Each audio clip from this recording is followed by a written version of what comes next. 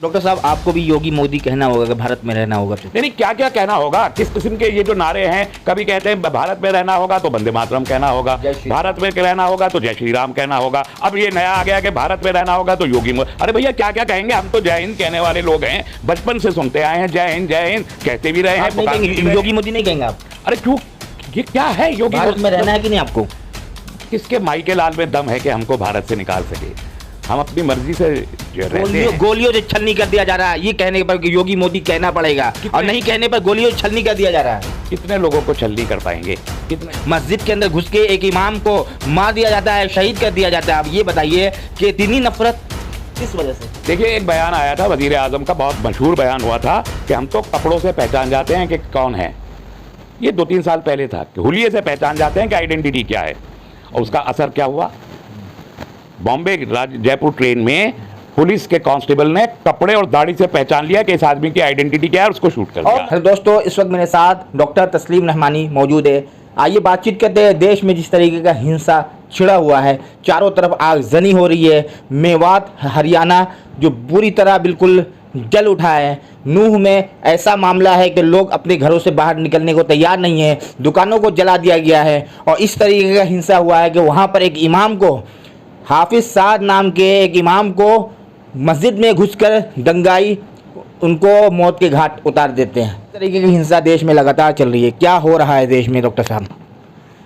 देखिए, चीज़ें तो सियासी ही है, इसमें तो कोई दो राय नहीं है कि ये कम्युनल पोलराइजेशन की इफ़ेक्ट है। और अगले 1 साल जब तक इलेक्शन नहीं हो जाते, भारतीय जनता पार्टी के पास कोई मुद्दा नहीं होता। और पिछले 10 साल की कारकर्दगी कोई ऐसी नहीं है जिसे दिखा के वो ये कह सके कि साहब इस बुनियाद पे हमको वोट दे दें। अब उनको ये लग रहा है कि इंडिया के नाम से जो कम्बिनेशन अपोजिशन का बना है तो सारा माइनॉरिटी वोट तो उसकी तरफ धकेल दें और नॉन माइनॉरिटी वोट को वो अपनी तरफ पोलराइज कर लें। उसके लिए कम्युनल राइट्स कर रहे हैं। तो आप एक हफ्ते से देख रहे हैं कि मुख्तलिफ जगहों पर कम्युनल वायलेंस की वारदातें हुई, जिसमें 2 सबसे बड़ी वारदातें, मतलब महाराष्ट्र में बॉम्बे के पास ट्रेन में जिन 4 मुसलमान लड़कों को नाम मतलब उनकी दाढ़ी देखकर एक जीआरपीएफ के उसने कांस्टेबल ने पॉइंट ब्लैंक उनको शूट किया, नाम पूछ के और दाढ़ी देखकर, ये बोल के भारत में रहना है, योगी मोदी कहना है।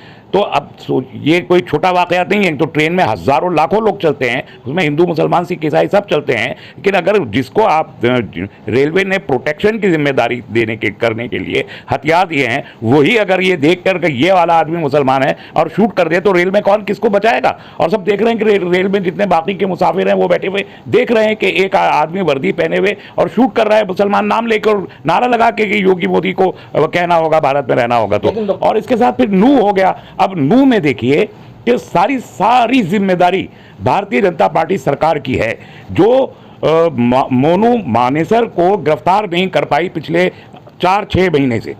और सब जानते हैं कि जुनैद और नासिर का कातिल मोनू मानेसर है, और वो क्लियर कट मैसेज दे रहा है वीडियो के जरिए कि मैं आऊँगा और मैं इस रैली में शरीक होऊंगा। इसके बाद भी पुलिस जागती नहीं, ना तो उसको उस अफवाह, अगर वो थी, पता नहीं वो सच था नहीं था, लेकिन अगर वो अफवाह थी तो उसको रोकने का काम पुलिस का था हरियाणा की, वो उन्होंने नहीं किया। एडवोकेट सिक्योरिटी देने का काम उन्होंने नहीं किया। ऊपर से जो वहाँ पर ये मोनू मानेसर को प्रोटेक्ट करने का काम करती रही है वहाँ की सरकार। तो भाई, अगर भारतीय जनता पार्टी की सरकार कातिलों को प्रोटेक्ट कर रही है, और मैं मोर प्रिसाइजली मुसलमानों के कातिलों को प्रोटेक्ट करने का काम हरियाणा की भारतीय जनता पार्टी सरकार कर रही है, तो फिर सोचना पड़ेगा सब एक। लेकिन सर, ये भी कहा जा रहा है कि पथराव पहले मुसलमानों की तरफ से किया गया था, यानी कि जो हिंसा जो छिड़ा है वो जो मुसलमानों ने शुरुआत करी है। क्या कहेंगे? देखिए, पहली चीज़ तो मैं ये कहना चाहता हूँ कि जो वहाँ पे शोभा यात्रा के नाम से जो रैली निकाली जा रही थी, अगर वो धार्मिक रैली है, जैसा कि कहा जा रहा है कि पिछले कई सालों से वो निकल रही है पुरबन, तो वही नू का इलाका जिसको अब ये गोदी मीडिया जो रेडियो रिवांडा बन के नफरत फैला के मुसलमानों के कत्लेआम के लिए खुले तौर पर अब आवाज़ लगा रहा है, गोदी मीडिया, वही गोदी मीडिया आज नू को कह रहा है कि मिनी पाकिस्तान बन गया। क्या ये नफरत अंगेज जुमला नहीं है? एक बात। दूसरे, अगर धार्मिक था है यात्रा वो जो निकला करती है, तो वहाँ पे वीएचपी और बजरंग दल का क्या काम है? वीएचपी और बजरंग दल दोनों धार्मिक संस्थाएं नहीं है। बीजेपी धार्मिक संस्था नहीं है, सेमी पॉलिटिकल ऑर्गेनाइजेशन है, रिलीजियस, ये सनातन धर्म की संस्था नहीं है। विश्व हिंदू परिषद या बजरंग दल क्या सनातन की हैं? ये तो आरएसएस का आर्म्ड विंग है, मुसल्लाह दस्ता है ये आरएसएस का, जो हर कत्लेआम और हर फिसाद के मौके पे सबसे आगे होता है। इंटरनेशनली एक्लेम्ड है कि जहां कहीं बजरंग दल और वीएचपी आगे होगा वहां कोई ना कोई फिसाद होना है। शोभा यात्रा में क्या बजरंग दल और वीएचपी वाले नहीं जा सकते? क्यों? वो तो हिंदू है, कट्टर हिंदू माने जाते हैं। आप मुझे बताइए कि वीएचपी, विश्व हिंदू परिषद, हिंदू तो कोई धर्म नहीं है, सभी कहते हैं, कोर्ट भी कह चुका है और वीएचपी भी कहता है और बीजेपी भी कहता है और आरएसएस भी कहता है हिंदू धर्म नहीं है। तो विश्व हिंदू परिषद धार्मिक संस्था कैसे हो गया? बजरंग दल जो हाई हैवीली आर्म्ड है, बहुत बड़े पैमाने पर मुसल्ला किया जिसको आरएसएस ने, जिसको इंटरनेशनल बॉडीज ने कहा कि ये मिलिटेंट ऑर्गेनाइजेशन है, उसका धर्म से, हिंदू जैसे पीसफुल धर्म से उसका क्या लेना देना है? तो ये सेमी पॉलिटिकल ऑर्गेनाइजेशन हैं, धर्म का चोला पहन के आगे बढ़ते हैं। मुझे बताइए, मुहर्रम के जुलूस निकलते हैं, ईद मिलादुन नबी का जुलूस निकलते हैं, लोकल कमेटीज उन जुलूस को ऑर्गेनाइज करती हैं। कोई पॉलिटिकल ऑर्गेनाइजेशन या सेमी पॉलिटिकल ऑर्गेनाइजेशन है जो मुहर्रम या ईद मिलादुन नबी के जुलूस निकालता है? एक भी नहीं है, सब लोकल बॉडीज हैं। लेकिन ये शोभा यात्रा निकालने वाले धर्म का नाम लेके करने वाले कौन लोग हैं? नहीं, पथराव सेल्फ डिफेंस में आप क्या करेंगे? मोनू मानेसर को अगर गिरफ्तार नहीं किया जाएगा 4 महीने तक, हरियाणा की पुलिस उसे प्रोटेक्ट करके रखेगी, रोजाना सोशल मीडिया पर वो नफरत अंगेज बयान डालेगा, फिर भी गिरफ्तार नहीं होगा, तो क्या किया जाए भाई? ये तो अब साफ बरेली में जो कुछ हुआ, बरेली में कांवड़ियों के भेष में वीएचपी के मुसल्ला लोग जा रहे थे, एसएसपी ने बयान दिया कि मुसल्ला लोग थे। तो कांवड़िया जो गंगा जल लेके जा रहे हैं, पवित्र गंगा जल लेके जा रहे हैं, वो हथियार लेके क्यों चलेंगे? ऑब्वियसली वो वीएचपी और बजरंग दल के लोग थे जो मुसल्ला थे, और उसको रोकने का काम जिस एसएसपी ने किया और अमन व अमान को बहाल रखा बरेली में 4 घंटे के अंदर उसका आपने तबादला कर दिया, उसके 2 एसएचओस को और कांस्टेबल्स को सस्पेंड कर दिया यूपी की भारतीय जनता पार्टी पुलिस ने। तो इसका मतलब यह है कि भारतीय जनता पार्टी की सरकार जहां जहां है वो वीएचपी और बजरंग दल के मुसल्ला गुंडों को प्रोटेक्ट करके इन फिसादात को और इस किस्म के फिसादात को भड़का रही है। तो सीधा सीधा हरियाणा की सरकार को बर्खास्त हो जाना चाहिए। क्या हो रहा है मणिपुर में भी जो सरकार बीजेपी की सरकार है मणिपुर में, उस सरकार के प्रोटेक्शन में जो मैटी कबीला है उसको मुसल्ला किया गया, वो मार रहा है वहाँ के ट्राइबल्स को, नागास को, कुकीज को, सबको। तो ये बीजेपी क्या कर रही है, सोचना चाहिए। और वहाँ पर जो जिसे महिला के साथ जो निवस्त्र करके जो घुमाया गया, उसके जो शौहर है, उसके जो पति है, वो कारगिल की जंग में शरीक हुए हैं। उन्होंने कहा मैंने देश को बचाया, लेकिन अपनी पत्नी की इज्जत नहीं बचा पाया। भाई मैं कह रहा हूँ ये देशद्रोही संस्थाएं हैं। अभी आप वो तो कारगिल का जो जंगजू है, जो हमारा आर्मी का मुअज़्ज़ज़ सिपाही है, उसका बड़ा बदकिस्मत बयान है, ये रुला देने वाला बयान है कि मैं अपने देश के सम्मान और रक्षा के लिए गोली खा सकता हूं, लेकिन अपने घर में रह के मैं अपनी बीवी को नहीं बचा सकता, क्योंकि उसकी आइडेंटिटी है। ये पॉलिटिकल रेप है, ये आम रेप नहीं है। और ये जो सरकार कोशिश करती है कि कैसा वो तो हरियाणा में भी हो रहा है, ऐसा वो तो राजस्थान में और छत्तीसगढ़ में नहीं है, ये पॉलिटिकल रेप है। तो पॉलिटिकल रेप आइडेंटिटी देख के होता है। बिल्किस बानो का केस किसी को कोई नहीं जानता था कि इस औरत का नाम क्या है, जो रेपिस्ट है वो नहीं जानता था इस औरत का नाम क्या है, इसका वो सिर्फ ये जानते थे कि मुसलमान है। तो आइडेंटिटी के नाम पर जब रेप और कत्ल हो तो वो पॉलिटिकल है। इसी तरीके से मणिपुर में आइडेंटिटी के नागा या कुकी है, उस औरत का क्या नाम है वो रेपिस्ट को भी नहीं मालूम, कोई पहचान नहीं है। लेकिन डॉक्टर साहब इतनी नफरत लोग लाते कहां से कि एक दूसरे की जान लेने में उतारू है। मस्जिद के अंदर घुस के एक इमाम को मार दिया जाता है, शहीद कर दिया जाता है। अब ये बताइए कि इतनी नफरत किस वजह से? देखिए, एक बयान आया था वजीर आजम का, बहुत मशहूर बयान हुआ था कि हम तो कपड़ों से पहचान जाते हैं कि कौन है। ये 2-3 साल पहले था कि हुलिये से पहचान जाते हैं कि आइडेंटिटी क्या है। और उसका असर क्या हुआ? बॉम्बे जयपुर ट्रेन में पुलिस के कांस्टेबल ने कपड़े और दाढ़ी से पहचान लिया कि इस आदमी की आइडेंटिटी क्या है, उसको शूट कर दिया। और मजे की बात देखिए कि कहा जाता है कि मानसिक रोगी बताया जाता है। बताइए, एक पागल इंसान को रेलवे का प्रोडक्शन दे दिया जाता है, रेलवे प्रोडक्शन फोर्स में ऑन ड्यूटी। बताइए भाई, ये जो लोग हार पहनाते हैं मॉब लिंचिंग करने वालों को, तो यही कहेंगे ना। अब तो मैं ये मुतालबा करूंगा कि तमाम पुलिस के जो संस्थाएं हैं, सारे स्टेट्स की पुलिस और जो जीआरपीएफ है और जो पैरामिलिट्री फोर्सेज और इवन जो आर्मी है, उन सब लोगों में से ये लोग स्टैटिस्टिक्स निकाल के बताएं कि मानसिक रोगी कितने हैं। और ये अपने आप में एक मानसिक रोग है कि आप हुलिया देख के पहचानें कि आदमी की आइडेंटिटी क्या है और उस हुलिये की बुनियाद पर उसको शूट कर दें, और औरत हो तो रेप कर दें। ये मानसिक रोग तो है ही, लेकिन इस किस्म के मानसिक रोगी मुख्तलिफ स्टेट्स की पुलिस में, पैरामिलिट्री में, जीआरपीएफ में, आर्मी में कितने इस किस्म के मानसिक हैं जिनके अंदर ये वायरस फैल चुका है, उनको आइडेंटिफाई करके उनकी तादाद बताएं पुलिस के तमाम फोर्सेस। डॉक्टर साहब, लोग डर रहे, यात्री यात्रा करने से डर रहे, अब ट्रेनों में लोग बैठने में डरेंगे, घर से बाहर निकलने में डरेंगे।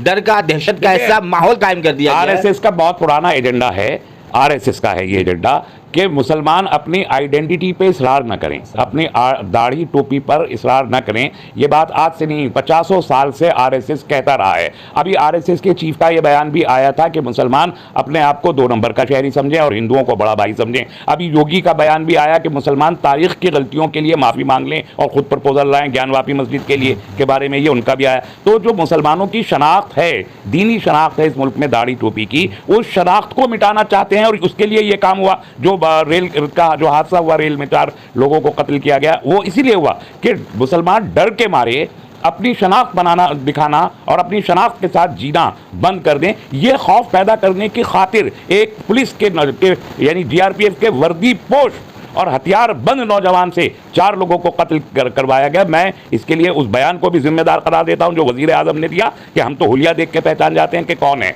वही हुआ और उसका नतीजा है कि वो हुलिया देख के उसने पहचाना। तो अब हुलियों की बुनियाद पर अगर इंसाफ किया जाएगा, हुलियों की बुनियाद पर अगर सिक्योरिटी के बंदोबस्त किए जाएंगे, तो ये देश में फिर वो जो अमेरिका में खड़े होकर वजीर आजम कह रहे थे कि हमारे यहाँ तो डेमोक्रेसी और हमारे यहाँ तो सेकुलरिज्म है और हमारे यहाँ सब कुछ है, ये बयान तो झूठा साबित हो गया। डॉक्टर साहब, आपको भी योगी मोदी कहना होगा कि भारत में रहना होगा तो नहीं, क्या क्या कहना होगा, किस किस्म के ये जो नारे हैं। कभी कहते हैं भारत में रहना होगा तो वंदे मातरम कहना होगा, भारत में रहना होगा तो जय श्री राम कहना होगा। अब ये नया आ गया कि भारत में रहना होगा तो योगी। अरे भैया, क्या क्या कहेंगे, हम तो जय हिंद कहने वाले लोग हैं, बचपन से सुनते आए हैं जय हिंद कहते भी रहे हैं। योगी मोदी नहीं कहेंगे आप? अरे क्यों, ये क्या है? योगी भारत में रहना है कि नहीं आपको?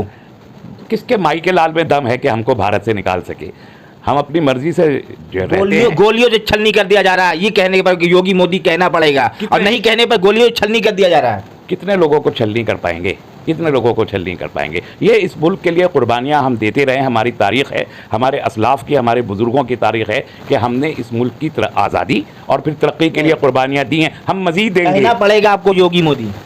खैर, ये आप कह रहे हैं तो आप कह दें, मैं ये कह रहा हूँ कि हरियाणा एक इंडस्ट्रियल स्टेट है। सिर्फ गुड़गांव में अकेले अरबों रुपए का कारोबार होता है, अकेले एक गुड़गांव ज़िले में।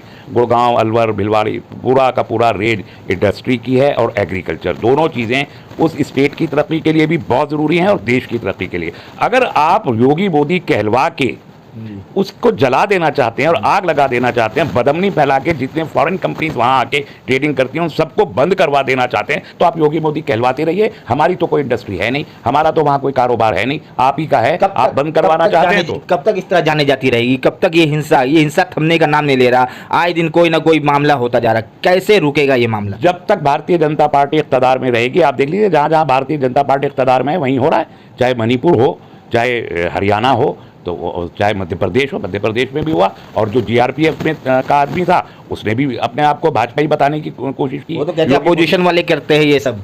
अब देख लीजिए ना, तो खुली आंखों से दिखाई दे रहा है कि कौन कर रहा है। हरियाणा में अपोजिशन वाले कौन थे? वो कह रहे हैं साजिश थी। तो साजिश किसकी थी ये भी बताना पुलिस का काम है। मोनू मानेसर की वीडियो किसने जारी करी? साजिश तो उसने करी, तो उसको पकड़ लेना चाहिए ना अब तक जिसने वो वीडियो जारी करी। आप मणिपुर के उस आदमी को पकड़ के ला रहे हैं जिसने जुल्म की एक वीडियो जारी करी, जिसने जुल्म की वीडियो बनाई और फिर उसको जारी किया 2 महीने के बाद, उसको तो आपने गिरफ्तार कर लिया। तो फिर तो आपको सारी न्यूज़ एजेंसीज को गिरफ्तार कर लेना चाहिए, वो तो न्यूज़ एजेंसी है। लेकिन आपने जो साजिश मोनू मानेसर और उसकी ऑर्गेनाइजेशन वीएचपी और बजरंग दल कर रहा था, सीधे वहां पर हरियाणा के लिए वीएचपी और बजरंग दल खुले तौर पर जिम्मेदार है। बैन करें हरियाणा में वीएचपी और बजरंग दल को। आज सुप्रीम कोर्ट में केस आके डाला, करेगा बैन कौन करेगा? वही करेंगे जो आका हैं, आका ही करेंगे ना। जब ये देख रहे हैं कि बच्चा इतना नालायक हो गया कि मुंह को आ रहा है, तो फिर तो बच्चे को घर से निकालना पड़ता। और आज सुप्रीम कोर्ट में केस भी गया 27 जगहों पर। वो मजीद सिर्फ दिल्ली और एनसीआर में 27 रैलीज की परमिशन मांग रखी है वीएचपी ने, और हर जगह हुड़दंग होगा उसके लिए। आज सुप्रीम कोर्ट में केस गया, चंद्रभान ने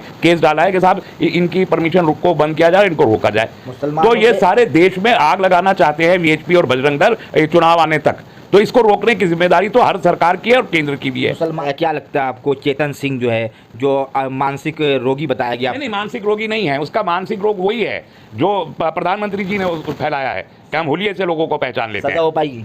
अब पता नहीं है, सजा तो ब्रिजभूषण को नहीं हो पा रही है अभी तक। सजा तो बिल्किस बानो के रेपिस्ट को भी हो गई थी, उनको कहा कि संस्कारी पंडित हैं ये तो इनको दे। तो सजा तो आजकल तो सजा हो जाने के बाद भी संस्कारी कह के उम्र कैद के मुलजिम को छोड़ दिया जाता है। भारतीय जनता पार्टी की है वो भी सरकार। खुले 2024 में सत्ता परिवर्तन कर पाएंगे? बिल्कुल होगा, बिल्कुल होगा, क्योंकि लोग ये हिंदू मुस्लिम नहीं चाहता, कोई भी नहीं चाहता। लोग चाहते हैं कारोबार बढ़े, तरक्की हो, महंगाई कम हो, लोगों को रोजगार मिले, अमन और इंसाफ कायम हो। ये हर आदमी चाहता है, देश का हर आम नागरिक चाहता है। ये भाजपा और आरएसएस और जो वीएचपी और बजरंग दल के चंद मुट्ठी भर ही तो लोग हैं। ये 145 करोड़ का देश हो गया। 145 करोड़ के लोगों में इनकी कुल तादाद कुल मिला के ये 10-20 लाख से ज़्यादा नहीं है सारे देश में। तो इनको आइडेंटिफाई करो, हुलिये से इनको पहचानो और इनको जेलों में डालो, अमन कायम हो जाए।